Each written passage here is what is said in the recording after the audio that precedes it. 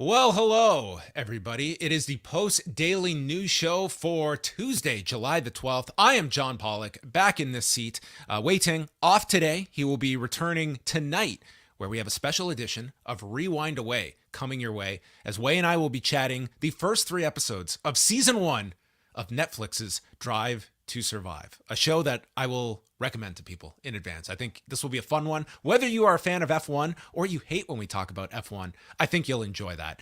But joining me today, we are going to be dedicating today's show to previewing the G1 Climax that kicks off this Saturday and will be running through August 18th. We will have extensive coverage at Post Wrestling throughout the month, including our G1 contest. The deadline is this Friday, 11:59 p.m. Eastern Time, to get all of your picks in. It is free to join, and then we will have podcasts covering every G1 show beginning Saturday, as Wei Ting will be live on Saturday with my co-host today, Karen Peterson from the site, who will be diving in. It's not just G1 season, but by the end of the month, it will also be Stardom 5-Star Grand Prix season. It is the summer of tournaments, Karen. You have no idea. Everyone has a tournament. It's not just Stardom in New Japan. It's like some are just wrapping up, others are just getting started. So it's gonna be Team No Sleep till about September, I think. Well, today we are going to be focusing heavily on the G1. And I wanted to just start off, Karen, with how many years you've sort of been invested in following the G1 itself. And, you know, this is a tournament that I think people were always aware of. It was a standout on the calendar. But up until the Ustream days in 2013, it was really tough to get your hands on this until, you know, weeks, if not months later, through tape trading. And now we're in an era where you can watch every single match. It comes with your New Japan World subscription, and it's a tournament that certainly has been hurt by the pandemic, but I would still say is one of the marquee events of the year in the industry. For me, I started actually following New Japan in 2017, and the G1 was the very first series I watched.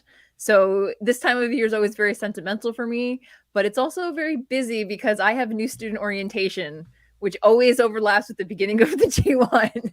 So it's busy at home and it's busy, you know, in the wrestling world for me too. Yes, they really did not take your schedule into account. I know, the audacity. They should have been reaching out to you.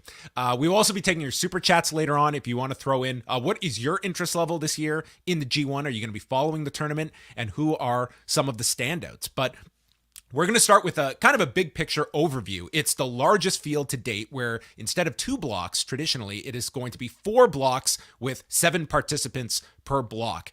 So what do you think about the expanded field, Karen, and also segmenting them into 4 distinct blocks? The extended field is great, but I'm actually relieved that we're on a 4-block format, because in previous years, the more people they added, the bigger and bigger and bigger the tables got, and it just got too difficult to follow. And it also felt like there were too many matches, too many injuries. Nobody was getting any rest. The wrestlers certainly weren't getting any rest. And for me, I kind of got into this format starting 2 years ago when I started following Noah's N1 Victory, because that's the format they use. So it's one of those things where it's also kind of gives a more of a feeling that you don't know exactly who's going to win, who's going to sweep every block. There, at least for the N1, there tends to be more draws. So I feel like there's going to be, no one's going to run the table. It's not going to be like someone's going to have like 2 points or 0 points and someone's going to have like the maximum amount of points. I feel like it's going to be more evenly balanced, which will help keep people's interest going towards the end, where, you know, the last day or two is where all the spoiler matches are going to start happening. So I'm actually relieved, because I think they learned their lesson last year when Naito had to drop out after his first match with his injury. And you know, they have a couple other people that are on the shelf right now that can't participate. And I think they're realizing that they need to be more aware and not just protecting people, you know, with wins and losses, but also their physical health, because, you know, the G1 is it's the grueling one. It's one of the most demanding matches or series that they have. So I actually prefer that they're moving to this format, because I think it takes the health the wrestlers into greater consideration. Yeah, and the ultimate example of that came in last year's final that had the unfortunate injury to Kota Ibushi, who will not Correct. be returning this year. It's an expanded field. We're seeing several people that are returning after missing last year's tournament, including Will Ospreay, Jay White, who is now your IWGP champion. But you're losing Kota Ibushi. It's a big loss. Is it one that is detrimental to this tournament, Karen? Like, what does the loss of Kota Ibushi represent this year? Well, the thing is that he's won 4 in recent years, so I don't think he needs to win a 5th.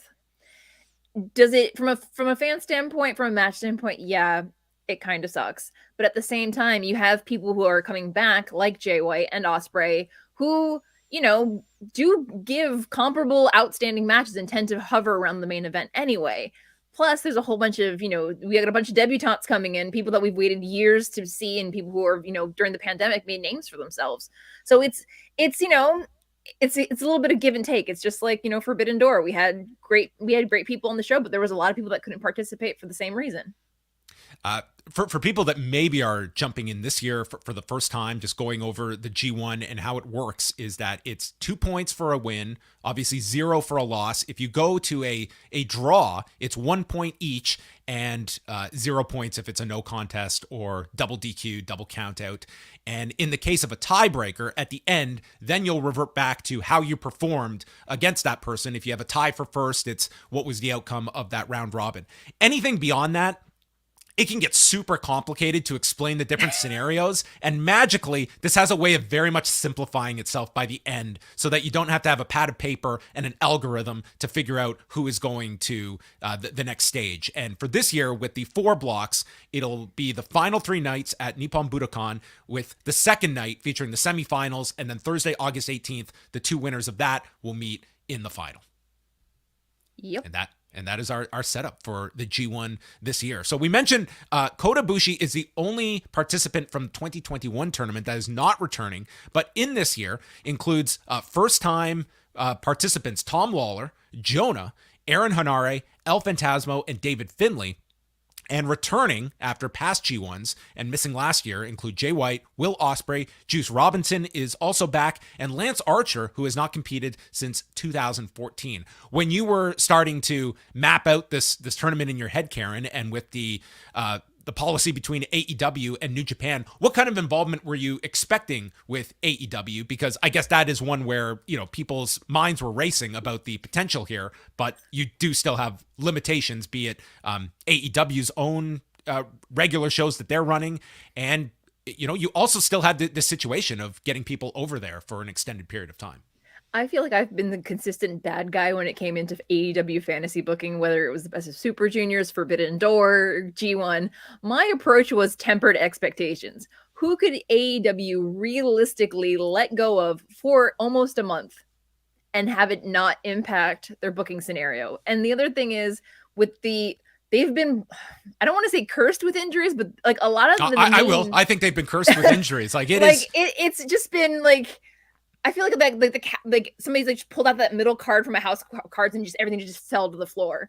And it's one of those things where, would I have loved to see Bryan Danielson? Yes. Would I have loved to have seen CM Punk? Yes. But at the same time, I also know that they are there when they are healthy and they're around in AEW. They stay near the top of the card. They're your big draws. They're the ones when they came back, people flew to AEW to see them wrestle again. So I didn't expect... Honestly, I didn't expect more. Like, I had the Best of Super Juniors approach. I thought 1, maybe 2. But for me, it was, my pick was going to be Lance Archer regardless, because, he's part of Suzuki-gun, whether we like it or not. He left the company, left New Japan in 2019 to join AEW, but he was in the main event of Resurgence when we finally welcomed fans back for New Japan. He helped protect Jon Moxley so we could have that Tanahashi Moxley match at Forbidden Door by being the transition champion for the US Championship.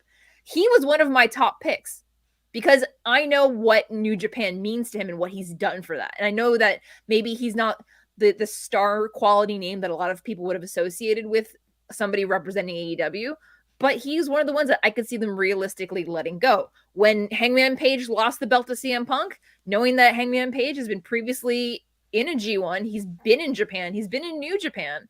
He was the only other person I could realistically see going over there because of all the other people being involved in everything else and Hangman not really having anything to do. If you go back, I mean, when this is probably, you want to have like your G1 field finalized, several months in advance. This is a very intricately booked tournament. And if you had said back in April of, okay, we'll send Moxley over there before all of these injuries happen, could you imagine AEW right now losing Jon Moxley because of an existing agreement you had made? It would have been impossible given. I feel like they would have pulled him, and that would have upset a lot of people. And then we would have, I hate to say it, they probably would have picked a young lion or somebody from Strong and threw them in. And then that person has the unfortunate, shadow of being like, yeah, well, you're not Jon Moxley. Yeah. So, and I think, this may be an extreme case of how many top guys have gone down in AEW, but it's also going to be a reality check that if we, a year from now, are discussing the idea of a Danielson or a Moxley going over, the reality being, if he comes back and he's healthy, can we commit to that, not knowing what could happen to us next month? And are there certain, like, are a Danielson or a Moxley, are they at a level where it's just not feasible that we can loan them out for a month, where we might need them, they could get hurt elsewhere? It's just, they're too big for us to put in a tournament like this when they are our top guys and we are running a weekly business. Honestly, that was my concern about having Forbidden Door right before the G1. I'm like, Tanahashi, he probably won't get far in the G1 because, he may not even win his block, and that's fine. But if something were to have happened to him at Forbidden Door, it would be devastating for the fans in Japan that have already bought their G1 tickets and are waiting on him. You know what I mean? So it's one of those things, like, that's the thing, is that who could AEW realistically give up for that amount of time? Yeah, it's still maybe 4 weeks or a month, but that's a month for people who have been home for 2 years, having to pack up and go back for a month. That can be a lot, especially if they've never done it before. So let's go through some of the blocks, starting off with Block A. And this is quite the interesting cast of characters here. We have Kazuchika Okada, fresh off his loss of the IWGP Heavyweight Championship last month. Toru Yano, Jeff Cobb, Lance Archer, Bad Luck Fale, Tom Lawlor, and JONAH. Who really jumps out at you in this block, just in terms of your interest in to see how they are going to perform? Who are some of the key names in this block for you? I might be a little bit biased, but Tom Lawlor, I was over the moon when they announced him because, when people were fantasy booking like half of the AEW roster to go to the G1, I was like, if anyone needs to get like priority treatment, it's Tom Lawlor for what he's done with New Japan Strong for the last 2 years. So I was excited to see him on the list. Of course, Jeff Cobb, I have a soft spot for Jeff Cobb. With Okada, it's just like, Okada, we all know he's going on paternity leave. He doesn't need to win another G1. He doesn't need to go to another finals. He'll probably go to the finals anyway, or at least the semifinals. But I would really love New Japan to take a risk and not let it be Okada this time, since he won it last year. It would certainly freshen things up because I think most would be leaning towards Okada to win this block. Yeah. What I really like is sort of that combination of Lawlor, JONAH, Cobb, Archer, that I can see all four of those guys really having some great performances with each other. All of them having their matches with Okada as well. Tom Lawlor had said on our show, the big match for him is August 2nd against Toru Yano as well. Yano is always kind of, I think, like hit and miss with people. I think sometimes it's a nice palate cleanser on these shows. It's a different type of match. And you are talking about an audience that they cannot laugh, they cannot respond in typical fashion. But where do you stand on Toru Yano and how he always fits into these tournaments? What I love about Toru Yano is his matches are short. And in the G1 where there's going to be the inevitable Okada versus somebody 30-minute time limit, like down to the second, down to the wires, I enjoy a nice, quick and easy, breezy comedy match to lighten things up because, again, it's going to be the G1, it's going to be serious, and it's always serious, but every now and then it's nice to have a little bit of something light to like brighten the mood, especially because people can't laugh and people can't cheer and people can't jeer. So it's one of those things where it's just like I enjoy Yano. that's just personal preference, I guess. Yeah, no, I think he has his role. Like I much prefer a Toru Yano here than say a Yujiro that we'll get to. That I don't. I know. don't think. I know how you feel about Yujiro, John. I just think he adds nothing, and Toru Yano absolutely adds something. In terms of I could certainly see the opening night this Saturday. So there will be a match from each block on Saturday's show. And we should note that Saturday and Sunday show, New Japan World is airing them for free this weekend. So it's 4 a.m. Saturday morning Eastern time, and then late Saturday night, early Sunday morning, 1 a.m. Eastern, both of those shows from Hokkaido. And I could certainly see on the opening night, the big upset being Jeff Cobb beating Okada on the first night. I could certainly see that being kind of, you want to start things off with one surprise finish, and that's one I could see. It also has Jay White against SANADA, Hiroshi Tanahashi against Aaron Henare, and Will Ospreay against El Phantasmo that first night. So I think some very very solid lineup of each block being represented the first night. I think Okada getting served a loss at the beginning will be reminiscent of last year when Yujiro beat Ibushi on night one, and the world caught fire for about 24 hours. So it's one of those things where it's just like, I like the possibility that, yes, we're revisiting a match from last year, but at the same time, it's one of the matches that could be a domino effect for Okada. And see if go ahead. How about the duality that we're going to have over the next year or two between New Japan and post wrestling, where we are going to see new fathers, Kazuchika Okada and Wei Ting, manage fatherhood with their full-time jobs. I look forward to Wei's balloon Okada phase, where he has long boys and he's losing his mind, and you're desperately trying to figure a way to help him out. I will alert him if he tries to introduce his version of a money clip, and I will tell him if it's over or not. So you mentioned the idea of perhaps Okada, who was probably most people's favorite in this block, but if for whatever reason, like they want to go a different direction, I think you have a few candidates. Who do you see coming out of this block as the winner, if not Okada? Well, since they didn't pull the trigger on him last year, Jeff Cobb. Mm-hmm. I mean, Jeff Cobb would be one I would not be mad about, especially since he nearly ran the table last year. Again, Tom Lawlor. I see Tom Lawlor he's doing it for our people. I seriously, I look at this field. This is a great field for Tom Lawlor to, I think, look really good. I don't think he's going to get a ton of points in this block, but I think he's going to stand out in a pretty positive way. Fale, I think by default is going to rack up some points more than people expect. I don't see him being a player at the end of it, but I do see him just out of seniority getting a couple of wins here. And Lance Archer, if you want to go back and look at some of his G1s from 2011 onward, like this guy really stood out to me in those early G1s that he was in. And I mean, he's not the most focused guy in AEW, but he certainly has the potential to have a big performance over the next month. I remember seeing him at the G1 in Dallas, and the way he just throttled Ospreay through a table. I was in the third row, and I was just like, oh, dear God. So he's another one that I think people might be sleeping on. Yeah, I like this block a lot, this A block. It's a really interesting cast of characters. We move over to the B block, and it features IWGP World Heavyweight Champion Jay White, Taichi, Tama Tonga, Tomohiro Ishii, SANADA, The Great Okan, and Chase Owens. This is more of a sort of a random assortment of various ingredients. What is this dish going to taste like, Karen?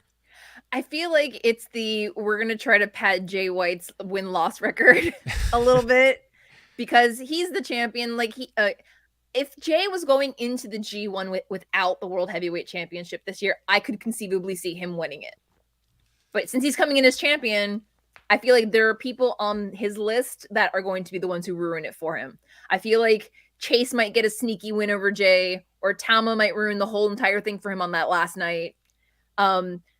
SANADA, I hope has the ship sailed on SANADA. Like, I think we're at that point right now. I want to say no. I am a SANADA fan, and I want to believe that ship has not sailed. But I am tired of him being the bridesmaid and never the bride.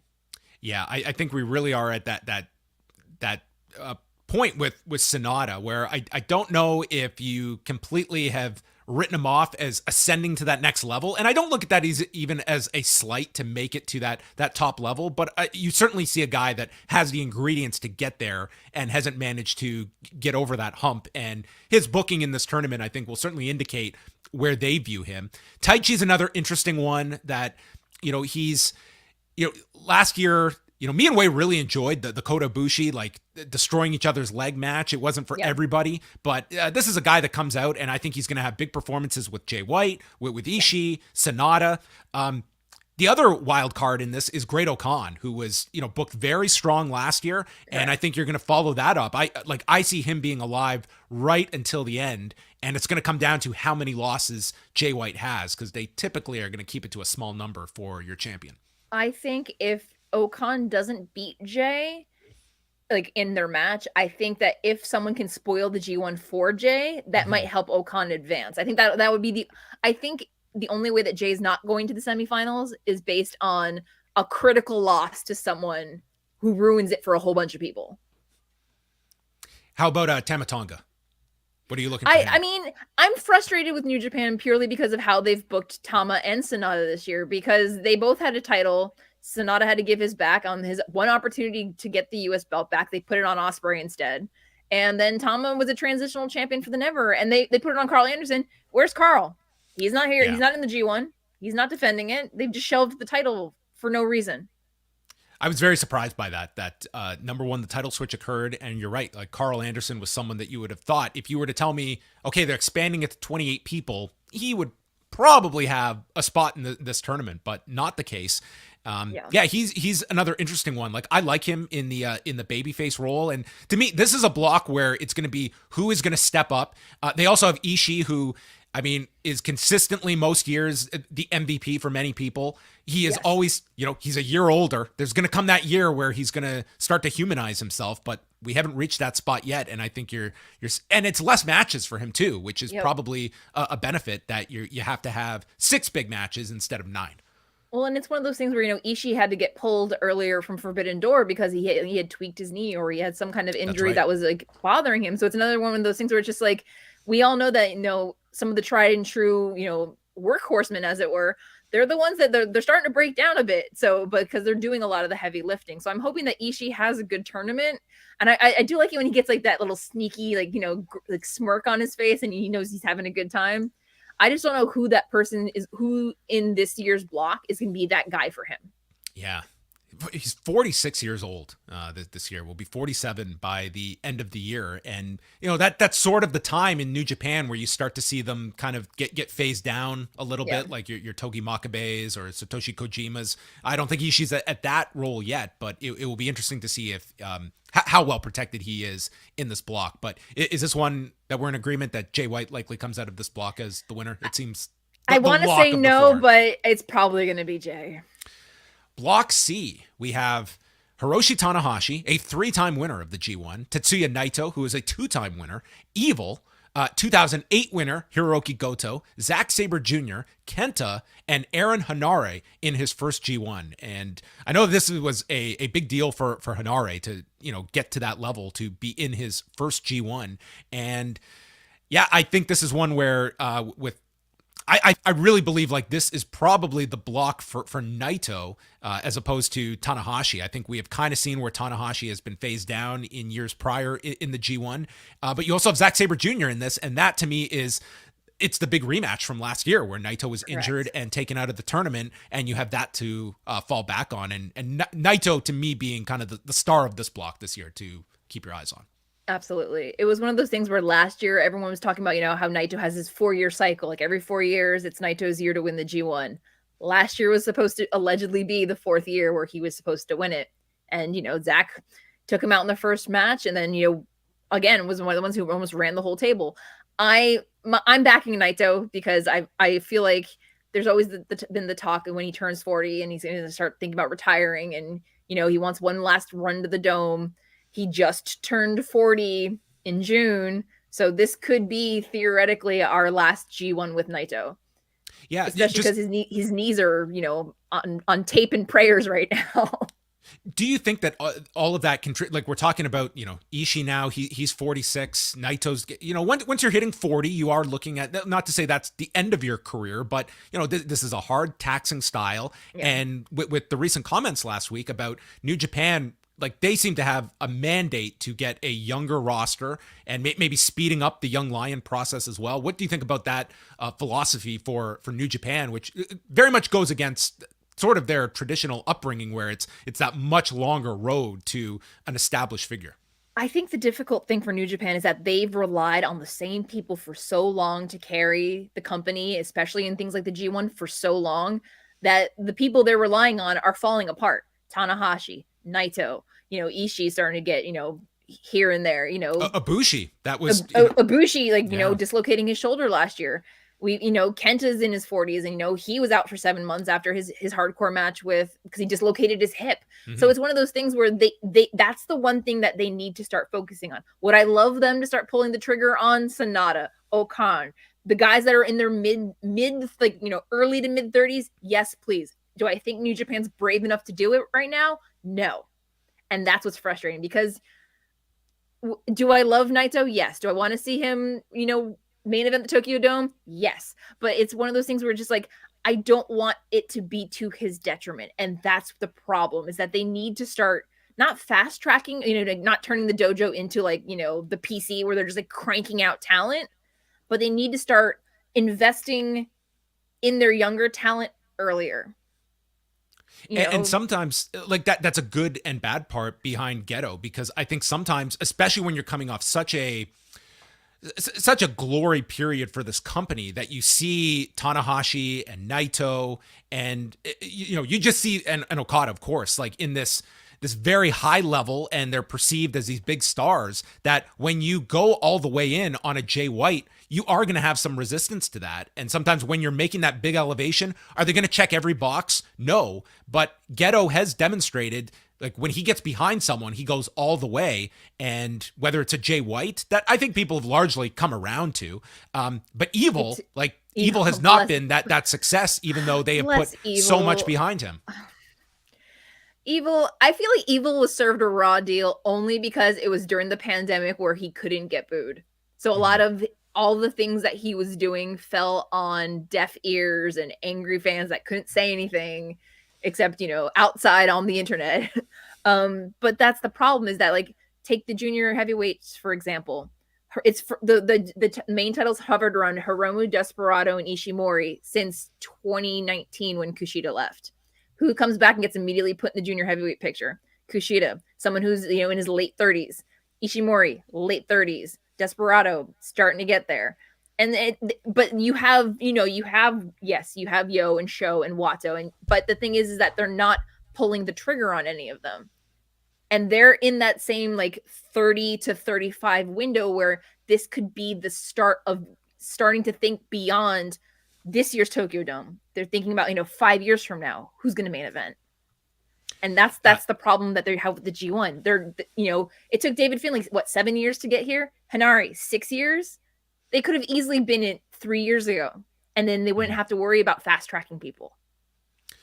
Just getting back to the C block. So we will see, the renewal of many rivalries here. You'll get another Tanahashi-Naito match. You will get Naito and Zack Sabre Jr., another Tanahashi-Zack Sabre Jr. match, Tanahashi and Kenta coming off their match from January where Kenta was injured as well. So to me, this one, it does have a lot of marquee value just in terms of existing rivalries, and the storytelling is right there at your fingertips with so many backstories. And Evil, of course, that we will see how much involvement we get outside interference-wise. Seeing as Sho was not assigned for the U.S. tours that are starting next weekend in Charlotte, I feel like House of Torture is going to heavily play into Evil's success in the C block, unfortunately. Much to everyone's dismay, House of Torture shenanigans are going to keep on happening. So we're both picking Naito in the C block? Yes. Optimistically, I would love to see it be Goto or Kenta. I just don't think they're going to do it. Mm-hmm. Do you see Zack Sabre Jr. having any outside chance in this one? I feel like I would love to see it. I just don't know if they're going to do it now that they have Jay and Ospreay back. Yeah. That's always been my problem with last year's G1. I could certainly see Zack getting out to that really commanding start like he has in past years, but him and Naito, I don't think it's a coincidence. They're being saved for that first night at Budokan Hall, and that would seem Correct. To be, both alive going into that, and Naito getting the big win in this. And, storyline wise, it would make sense. Like Naito, he has had all these injuries over the past year, that he gets off to that bad start at the beginning and then makes the big comeback at the end. And Zack does the opposite, maybe getting off to, an undefeated streak and then sort of starts to fall apart as the tournament gets laid in. And then we have Block D, consisting of Will Ospreay, Shingo Takagi, Juice Robinson, YOSHI-HASHI, El Phantasmo, the debuting David Finlay, and of course, Death, Taxes, and Yujiro in the G1. He's back to keep, just for consistency's sake. How could we have a G1 without Yujiro Takahashi?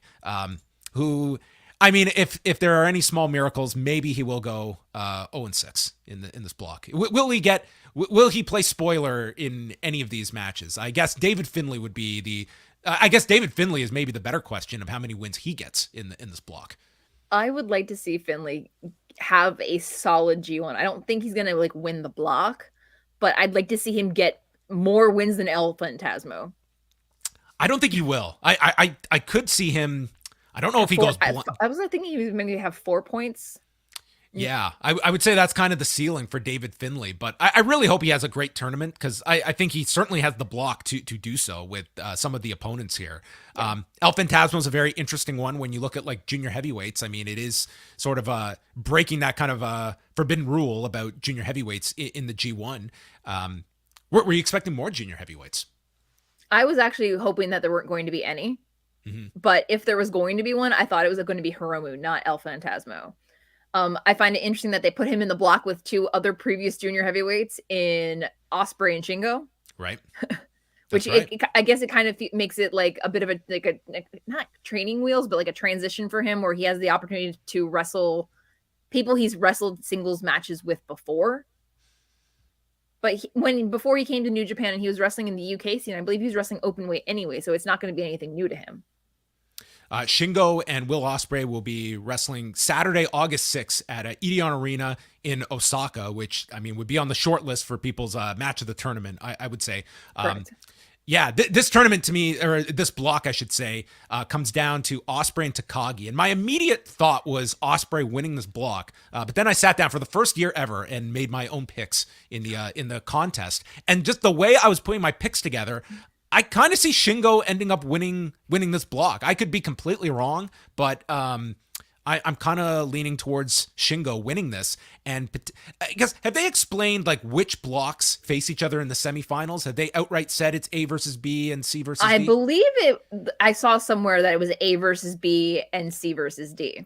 Because if that's the case, then I lean even more towards Shingo, because it's your one chance to do Naito and Shingo, and it's at Budokan Hall. And that's where I kind of see that being, for a one-time, that's a special attraction for that second night, which is probably the toughest night in, sandwiched in those Budokan shows where you can't advertise a card in advance. So yeah, I'm leaning towards Shingo in this, but Ospreay winning is certainly a possibility. One of the things that Ospreay has on his plate is that he's got a lot going on, and especially with having Juice in the same block and him and Juice fighting over who is the actual U.S. champion right now, I think that will be enough to keep him distracted. I think that, Shingo versus Naito, that will sell out. If those tickets have not sold out for that show yet, that would definitely move the tickets. Because I believe, if I'm not mistaken, they were supposed to meet in the G1 last year before Naito got hurt. I want to say they were in the same block. So this is the opportunity to do the match that they were supposed to have last year, but with higher stakes, with it being a semifinal for the G1. Yeah, that's right. They were both in the A block last year when Naito was out after the Zack Sabre Jr. match. So yeah, I kind of see that being, on a bigger stage at Budokan at the end of this whole thing.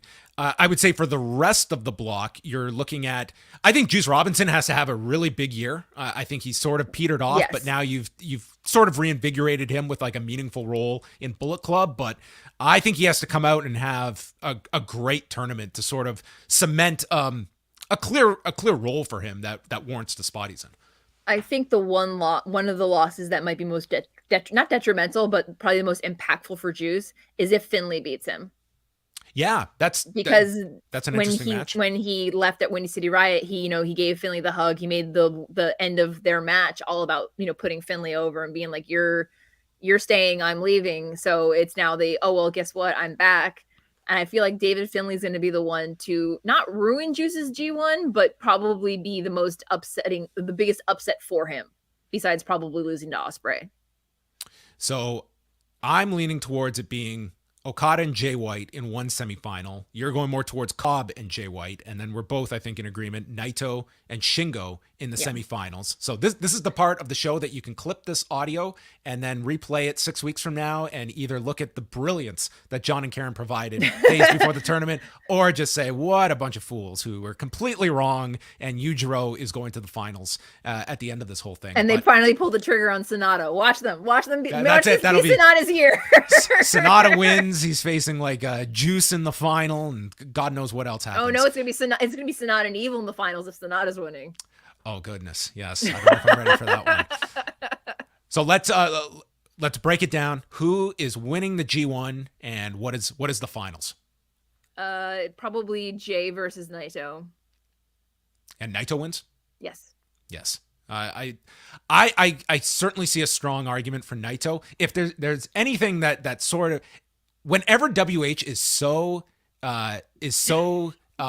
definitive about a prediction, sometimes I feel it's you're going out on a limb. Other than the New Japan Cup of 2018, when before that tournament he explained Zack Sabre Jr. running through this tournament and winning, and I was skeptical, and he called it to a T. So we will see how WH's prediction goes through here. But it's to me it's a fresh story in terms of Naito coming back from the injury last year, winning this, beating Shingo along the way, and then facing, whether it be Jay White in the final, Okada in the final. I think Jay White, it makes a lot of sense, and then it sets up Naito for a big match at one of the 15 dome shows they do in January, however many they expand to by January Wrestle Kingdom 2023. 17, the number of shows they have. Yeah, they'll have like 17.1, 17.2, 17.3. We'll go through. They're just a month of Wrestle Kingdom events. But are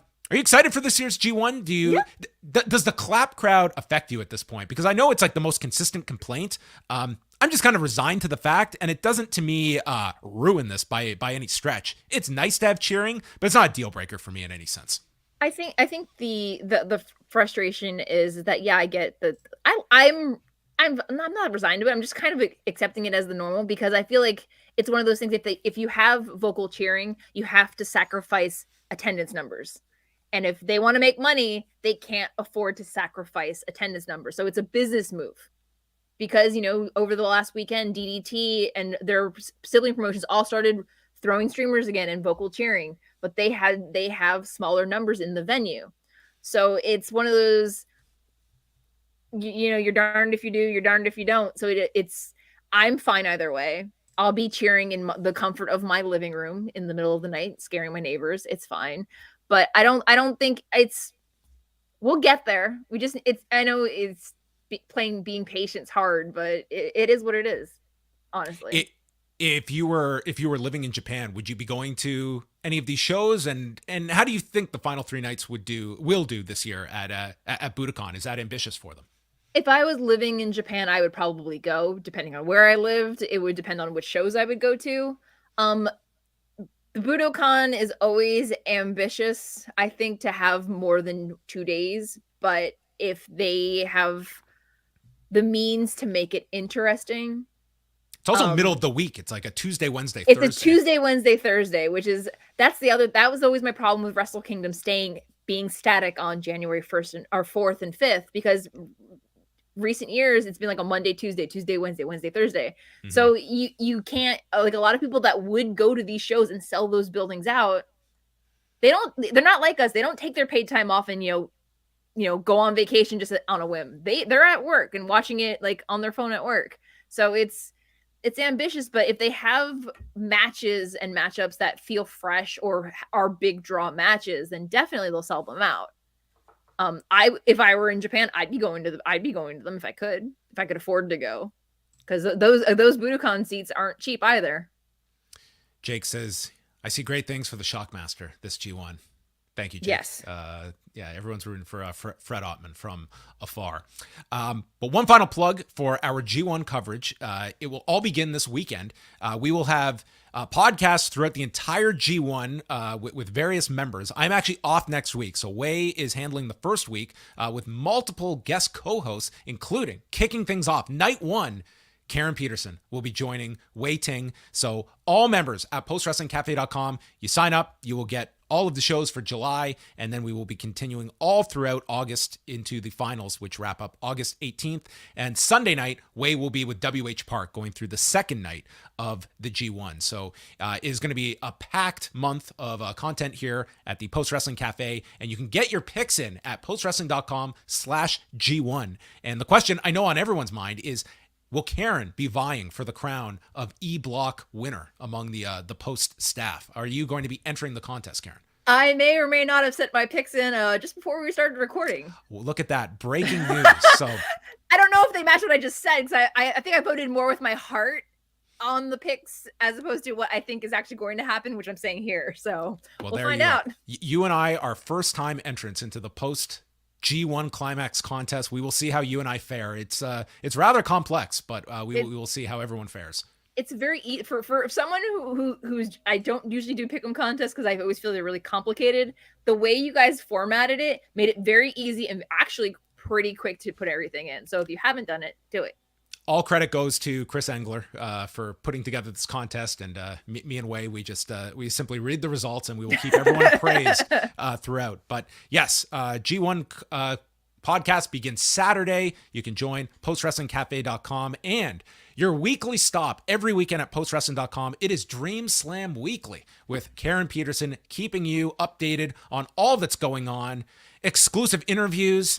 There's not a match going on in the Joshi scene that is not listed in there. She has you updated on every single promotion under the sun. And Karen, you continue to do great work. And of course, our resident Stardom correspondent. It's going to be a packed summer for one Karen Peterson. Team No Sleep. That's where I'm at. So check out all of that up on the site at postwrestling.com. Karen is back Saturday with Wei Ting. And that is it for us. Tonight, Rewind Away. Mr. Ting and I will be going through the first 3 episodes of Netflix's Drive to Survive. Maybe Karen will jump on the F1 train at some point. This will be the on-ramp. I might meet you on the on-ramp. There you go. Thanks, everybody, for joining us. And that concludes today's Post Daily News Show.